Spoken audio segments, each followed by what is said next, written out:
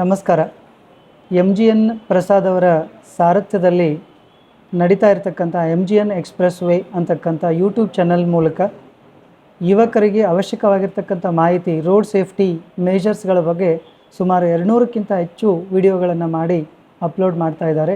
ಸದರಿ ಅವರು ನಿವೃತ್ತ RTO ಅಧಿಕಾರಿಯಾಗಿ ನಿವೃತ್ತಿ ಹೊಂದಿರೋದ್ರಿಂದ ಅಲ್ಲಿ ಅನುಭವಗಳ ಮೂಲಕ ಅವರು ನೋಡಿರ್ತಕ್ಕಂಥ ಅಪಘಾತಗಳಿಂದ ಆಗ್ತಕ್ಕಂಥ ಅನಾಹುತಗಳು, ಆ ಮಕ್ಕಳ ತಂದೆ ತಾಯಿಗಳ ಅನಾಥ ರೋದನೆಯನ್ನು ನಿಯಂತ್ರಿಸಬೇಕು ಎನ್ನುವ ಸದುದ್ದೇಶದಿಂದ ಪ್ರಾರಂಭಿಸಿರ್ತಕ್ಕಂಥ ಈ MGN ಎಕ್ಸ್ಪ್ರೆಸ್ ವೇ ಯೂಟ್ಯೂಬ್ನ ಅದರಲ್ಲಿರ್ತಕ್ಕಂಥ ವಿಡಿಯೋಗಳನ್ನು ನೋಡಿ ಬರೀ ಇದು ರೋಡ್ ಸೇಫ್ಟಿಯ ಅವೇರ್ನೆಸ್ ಬಗ್ಗೆ ಮಾತ್ರ ಹೇಳಿದೆ.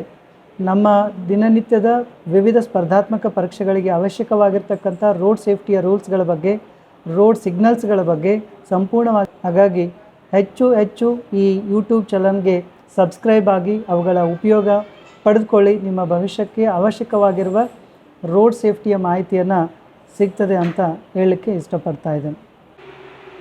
ಡಿಯರ್ ಸ್ಟೂಡೆಂಟ್ಸ್, ಈಗ ಒಬ್ಬ ಮನುಷ್ಯ ಜೀವನದಲ್ಲಿ ಬದುಕಬೇಕಾದ್ರೆ ಗಾಳಿ, ನೀರು, ಆಹಾರ, ವಾಸ ಮಾಡೋದಕ್ಕೆ ಮನೆ, ಖರ್ಚು ಮಾಡೋಕ್ಕೆ ದುಡ್ಡು, ಇವೆಲ್ಲ ಬೇಕು. ಅಷ್ಟರ ಮಟ್ಟಿಗೆ ವೆಹಿಕಲ್ ಕೂಡ ಅನಿವಾರ್ಯ. ವೆಹಿಕಲ್ ಇಲ್ಲದೆ ಜೀವನ ಇಲ್ಲವೇ ಇಲ್ಲ. ಮನೆಯಿಂದ ಸ್ಕೂಲ್ಗೆ ಹೋಗೋದಕ್ಕೆ, ಕಾಲೇಜ್ಗೆ ಹೋಗೋದಕ್ಕೆ, ಅಥವಾ ಏನೋ ನಾವು ಪರ್ಚೇಸ್ ಮಾಡ್ಕೊಂಡು ಬರೋದಕ್ಕೆ, ಅಥವಾ ಇನ್ನೆಲ್ಲೋ ಮನೋರಂಜನೆಗೆ ಹೋಗಿ ಬರೋದಕ್ಕೆ, ನೆಂಟರ ಮನೆಗೆ ಹೋಗಿ ಬರೋದಕ್ಕೆ ವೆಹಿಕಲ್ಲು ಬೇಕೇ ಬೇಕು. ಹೌದಲ್ಲ? ವೆಹಿಕಲ್ ಇಲ್ಲದೆ ಇದ್ದರೆ ಆಗೋದೇ ಇಲ್ಲ. ಒಟ್ಟಾರೆ ಈ ದೇಶದ ಜನಸಂಖ್ಯೆ 140 ಕೋಟಿಯನ್ನು ದಾಟಿದೆ. 140 ಕೋಟಿಯನ್ನು ದಾಟಿದೆ. ಆ ಪೈಕಿ 43 ಕೋಟಿ ವೆಹಿಕಲ್ ಇದೆ. 140 ಕೋಟಿಗೆ 43 ಕೋಟಿ ವೆಹಿಕಲ್ ಅಂತಂದರೆ ರೇಷಿಯೋ ಎಷ್ಟಾಯಿತು? ಹೆಚ್ಚು ಕಡಿಮೆ ಒಂದು ಮೂರನೇ ಒಂದು ಭಾಗದಷ್ಟು, 1/3 ಆಫ್ ದಿ ಪಾಪ್ಯುಲೇಷನ್ ವೆಹಿಕಲ್ಲೇ ಇದೆ. ಏನಾಗಿದೆ, ಸಿಟಿಗಳಲ್ಲಿ ಒಂದು ಮನೆಯಲ್ಲಿ 3 ಜನ ಕೆಲಸಕ್ಕೆ ಹೋಗೋರು ಇದ್ದರೆ 3 ಟೂ ವೀಲರ್ಗಳಿರುತ್ತೆ. ಇನ್ನು ಸ್ವಲ್ಪ ದುಡ್ಡು ಜಾಸ್ತಿ ಇದ್ದರೆ ಅವ್ರ ಹತ್ರ 2-3 ಕಾರ್ ಇರುತ್ತೆ. ಹೌದಲ್ಲ? ಸಾಧಾರಣ ಈಗ ವೆಹಿಕಲ್ ಇಲ್ಲದೆ ಇರೋ ಮನೆಯೇ ಇಲ್ಲ ಅಂತ ಹೇಳ್ಬೋದು. ಆ ಪರಿಸ್ಥಿತಿ ಬಂದಿದೆ. ಕೆಲವೊಂದು ಮನೆಗಳಲ್ಲಿ ಆರ್ಥಿಕ ಪರಿಸ್ಥಿತಿ ಚೆನ್ನಾಗಿರಲ್ಲ. ಆದರೆ 1000 ಜನರಲ್ಲಿ 785ಕ್ಕೂ ಹೆಚ್ಚು ಮಂದಿಗೆ ಟೂ ವೀಲರ್ ಇರುತ್ತೆ. ಇವತ್ತಿನ ಅಂಕಿಅಂಶ 1000 ಮಂದಿಯಲ್ಲಿ 785ಕ್ಕೂ ಹೆಚ್ಚು ಮಂದಿಗೆ ಟೂ ವೀಲರ್ ಇರುತ್ತೆ. ಸುಮಾರು 135ರಿಂದ 160 ಜನಗಳ ಹತ್ರ ಕಾರ್ ಇರುತ್ತೆ.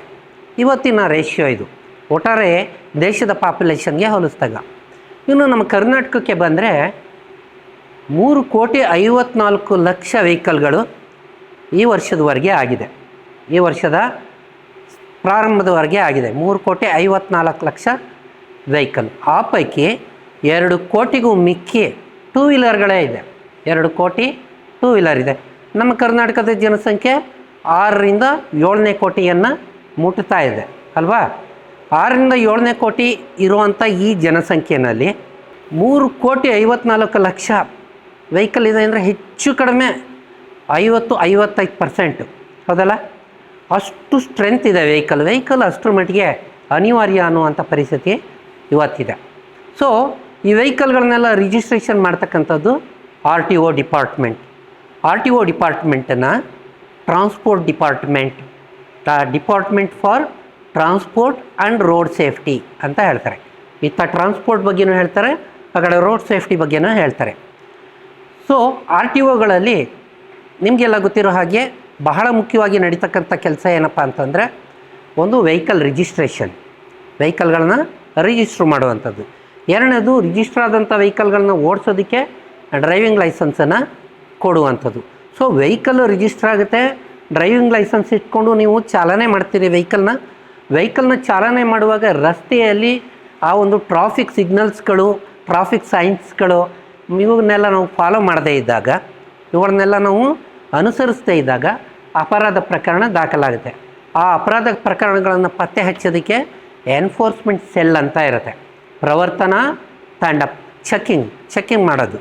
ಆ ಚೆಕ್ಕಿಂಗ್ ಮಾಡೋದ್ರ ಮುಖಾಂತರ ನಿಮಗೆ ದಂಡವನ್ನು ವಿಧಿಸುವಂಥ ಒಂದು ವ್ಯವಸ್ಥೆ ಇರುತ್ತೆ.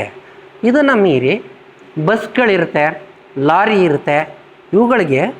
ಲಾರಿಗಳಿಗೆ ಸರಕನ್ನು ಸಾಗಿಸೋದಕ್ಕೆ, ಬಸ್ಗಳಿಗೆ ಜನರನ್ನು ಸಾಗಿಸೋದಕ್ಕೆ ಪರ್ಮಿಟ್ ಅಂತ ಕೊಡ್ತಾರೆ. ಪರ್ಮಿಟ್ ಕೊಡ್ತಾರೆ. ಆ ಪರ್ಮಿಟ್ ಅಂದರೆ ಒಂದು ರೀತಿಯ ಪರ್ಮಿಷನ್, ಅದು ಆ ಪರ್ಮಿಟನ್ನು ಕೊಡ್ತಾರೆ. ದೊಡ್ಡ ದೊಡ್ಡ ಲಾರಿಗಳಿಗೆ ನ್ಯಾಷನಲ್ ಪರ್ಮಿಟ್ ಅಂತ ಕೊಡ್ತಾರೆ. ಈ ರೀತಿ ಎಲ್ಲ ಪರ್ಮಿಟ್ಗಳಿರ್ತವೆ. ಇದನ್ನು ಮೀರಿ ಮುಂದೆ ಹೋಗೋದಾದರೆ ಭಾಳ ಮುಖ್ಯವಾದ ಕೆಲಸ ನಮ್ಮ RTOದಲ್ಲಿ ಏನಪ್ಪ ಅಂತಂದರೆ ರೆವಿನ್ಯೂ ಕಲೆಕ್ಷನ್ ಮಾಡುವಂಥದ್ದು. ಈ ರಾಜ್ಯ ಸರ್ಕಾರ ನಡಿಬೇಕಾದ್ರೆ ಜನರಿಂದ ಬರ್ತಕ್ಕಂಥ ತೆರಿಗೆಯ ಆದಾಯನ ಅವಲಂಬಿಸಿದೆ. ರಾಜ್ಯ ಸರ್ಕಾರಕ್ಕೆ ಅತಿ ಹೆಚ್ಚು ತೆರಿಗೆ ತಂದು ಕೊಡ್ತಕ್ಕಂಥದ್ದು ನೋಂದಣಿ ಮತ್ತು ಮುದ್ರಾಂಕ ಇಲಾಖೆ, ರಿಜಿಸ್ಟ್ರೇಷನ್ ಮಾಡ್ತಾರಲ್ಲ ಸಬ್ ರಿಜಿಸ್ಟ್ರಾರ್ ಆಫೀಸ್ಗಳು ಅವರು. ಎರಡನೆಯದು ಕಂದಾಯ ಇಲಾಖೆ. ಮೂರನೆಯದು ಕಮರ್ಷಿಯಲ್ ಟ್ಯಾಕ್ಸ್ ಡಿಪಾರ್ಟ್ಮೆಂಟ್, ಅಂದರೆ GST ನಿಮ್ಮಿಂದ ತೊಗೊಳ್ತಾರಲ್ಲ ಪ್ರತಿಯೊಂದು ವಿಚಾರಕ್ಕೂ ಅದು ಕಮರ್ಷಿಯಲ್ ಟ್ಯಾಕ್ಸ್ ಡಿಪಾರ್ಟ್ಮೆಂಟು. ನಾಲ್ಕನೇ ಅತಿ ಹೆಚ್ಚು ಆದಾಯವನ್ನು ತಂದುಕೊಡ್ತಕ್ಕಂಥ ಡಿಪಾರ್ಟ್ಮೆಂಟ್ ಅಂತ ಇದ್ದರೆ ಅದು ಟ್ರಾನ್ಸ್ಪೋರ್ಟ್ ಡಿಪಾರ್ಟ್ಮೆಂಟ್, RTO ಮುಖಾಂತರ ರಾಜ್ಯ ಸರ್ಕಾರಕ್ಕೆ ಆಯವ್ಯಯಕ್ಕೆ ಬೇಕಾದಂಥ ಹಣದ ಪಾಲು ಬರುತ್ತೆ. ಇನ್ನು ಉಳಿದಂತೆ ಬೇರೆ ಇಲಾಖೆಗಳೆಲ್ಲ ಎಕ್ಸ್ಪೆಂಡಿಚರ್ ಡಿಪಾರ್ಟ್ಮೆಂಟ್ ಅಂತ ಹೇಳ್ತಾರೆ. ಅಂದರೆ ಅನುತ್ಪಾದಕ ಇಲಾಖೆಗಳು, ಆರ್ಥಿಕವಾಗಿ ಅನುತ್ಪಾದಕ ಇಲಾಖೆ. ಉದಾಹರಣೆಗೆ ಶಿಕ್ಷಣ ಇಲಾಖೆಯಿಂದ ಏನು ಆದಾಯವನ್ನು ಸಂಗ್ರಹ ಮಾಡೋಕ್ಕಾಗುತ್ತಾ? ಅದಕ್ಕೇನಿದ್ರು ದುಡ್ಡನ್ನು ಇನ್ವೆಸ್ಟ್ ಮಾಡಬೇಕು ಅಲ್ವಾ? ತೋಟಗಾರಿಕೆ ಇಲಾಖೆ, ಅಲ್ಲಿ ಏನು ಆದಾಯ ಮಾಡೋಕ್ಕಾಗಲ್ಲ.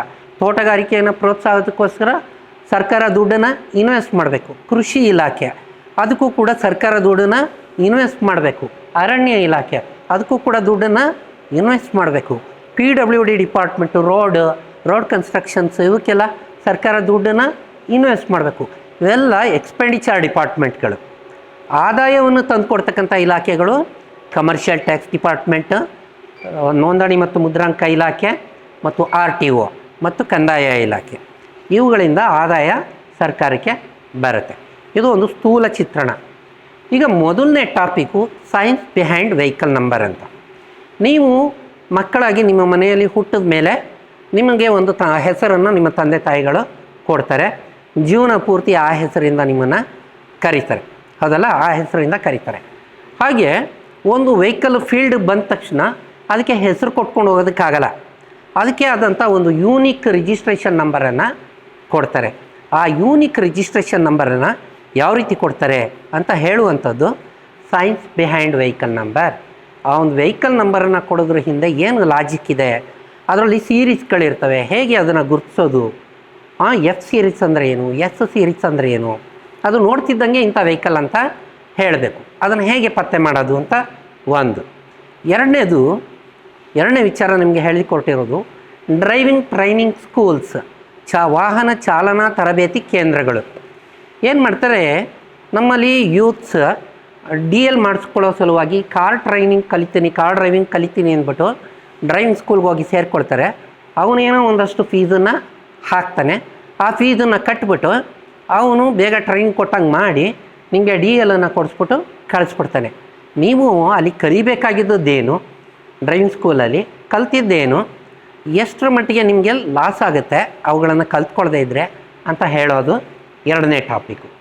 ಈ ಎರಡು ಟಾಪಿಕ್ಗಳನ್ನು ನಮ್ಮ MGN ಎಕ್ಸ್ಪ್ರೆಸ್ ವೇ ಈ ಒಂದು ಚಾನಲ್ ಮುಖಾಂತರ ನಿಮಗೆ ಹೇಳ್ಕೊಡ್ತೀನಿ. ಯೂಟ್ಯೂಬ್ನಲ್ಲಿ MGN ಎಕ್ಸ್ಪ್ರೆಸ್ ವೇ ಅಂತ ನೀವು ಹೊಡೆದ್ರೆ ಅದರಲ್ಲಿ ಎಲ್ಲ RTO ರಿಲೇಟೆಡ್ ಮ್ಯಾಟರ್ಸ್ ಎಲ್ಲ ಬರುತ್ತೆ. ರೋಡ್ ಸೇಫ್ಟಿ ಮ್ಯಾಟರ್ಗಳು, ಈ ಒಂದು ಡಿಪಾರ್ಟ್ಮೆಂಟು RTO ಡಿಪಾರ್ಟ್ಮೆಂಟು ಯಾವ ರೀತಿ ಬೆಳೆದು ಬಂತು, ಬ್ರಿಟಿಷರ ಕಾಲದಲ್ಲಿ ಟ್ರಾನ್ಸ್ಪೋರ್ಟ್ ಡಿಪಾರ್ಟ್ಮೆಂಟ್ ಯಾವ ರೀತಿ ಇತ್ತು, ಈ ಒಂದು ಇಂಡಿಪೆಂಡೆನ್ಸ್ ಆದ ನಂತರ ಟ್ರಾನ್ಸ್ಪೋರ್ಟ್ ಡಿಪಾರ್ಟ್ಮೆಂಟ್ ಯಾವ ರೀತಿ ಬದಲಾಗಿದೆ, ಏನೆಲ್ಲ ಅಭಿವೃದ್ಧಿಯಾಗಿದೆ, ಇವುಗಳನ್ನೆಲ್ಲ ನಾವು ಅದರಲ್ಲಿ ಈ MGN ಎಕ್ಸ್ಪ್ರೆಸ್ ವೇ ಚಾನಲ್ನಲ್ಲಿ ತಿಳ್ಕೊಬೋದು.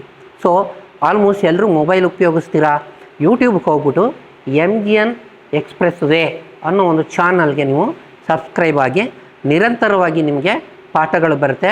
ಒಟ್ಟು 200ಕ್ಕೂ ಹೆಚ್ಚು ಸೆಷನ್ಸ್ ಇದೆ. ಅದರಲ್ಲಿ ಕಂಪ್ಯೂಟರ್ನಲ್ಲಿ ನೀವೇ ಹೇಗೆ ಆನ್ಲೈನ್ ಅಪ್ಲಿಕೇಶನ್ಗಳನ್ನು ಹಾಕ್ಬೋದು, ಆನ್ಲೈನ್ ಅಪ್ಲಿಕೇಶನ್ನು ಎಲ್ಲೆಲ್ಲೋ ಅಂದರೆ ಲರ್ನಿಂಗ್ ಲೈಸೆನ್ಸ್ಗೆ, DLಗೆ, ಕಾರ್ ರಿಜಿಸ್ಟ್ರೇಷನ್, ಗಾಡಿ ರಿಜಿಸ್ಟ್ರೇಷನ್ಗೆ, ಟ್ರಾನ್ಸ್ಫರ್ ಮಾಡ್ಕೊಳ್ಳೋದಕ್ಕೆ ಎಲ್ಲ ನೀವು ಮನೆಯಲ್ಲೇ ಕೂತ್ಕೊಂಡು ಆದಷ್ಟು ಕೆಲಸ 90% ಕೆಲಸ ಮನೆಯಲ್ಲೇ ಮಾಡಿ ಮುಗಿಸ್ಕೊಳ್ಬೋದು. ಅಂಥದ್ದನ್ನು ನೀವು ಕಲ್ತ್ಕೊಳ್ಳೋದಕ್ಕೆ ಪ್ರತಿಯೊಂದು ಸೆಷನ್ನಲ್ಲಿ ಒಂದೊಂದು ಸಬ್ಜೆಕ್ಟ್ ವೈಸು ಅದರಲ್ಲಿ ಸೆಷನ್ಸ್ಗಳಿವೆ. ಯಾವ ರೀತಿ ಡ್ಯಾಶ್ ಬೋರ್ಡ್ನಲ್ಲಿ ಏನೆಲ್ಲ ಸರ್ವಿಸ್ಗಳನ್ನು ಕೊಟ್ಟಿರ್ತಾರೆ, ಡ್ಯಾಶ್ ಬೋರ್ಡಲ್ಲಿ ಯಾವುದು ಏನನ್ನು ಹೇಳುತ್ತೆ ಅನ್ನೋದೆಲ್ಲ ಆ MGN ಎಕ್ಸ್ಪ್ರೆಸ್ ವೇ ಅನ್ನೋ ಚಾನಲಲ್ಲಿ ಬರುತ್ತೆ. ನೀವು ಯೂತ್ಸ್ ಅದನ್ನು ಸಬ್ಸ್ಕ್ರೈಬ್ ಮಾಡೋದ್ರ ಜೊತೆಗೆ ಬೇರೆಯವ್ರಿಗೂ ಹೇಳಿ ಅದನ್ನು ಕಲ್ತ್ಕೊಳ್ಬೇಕು.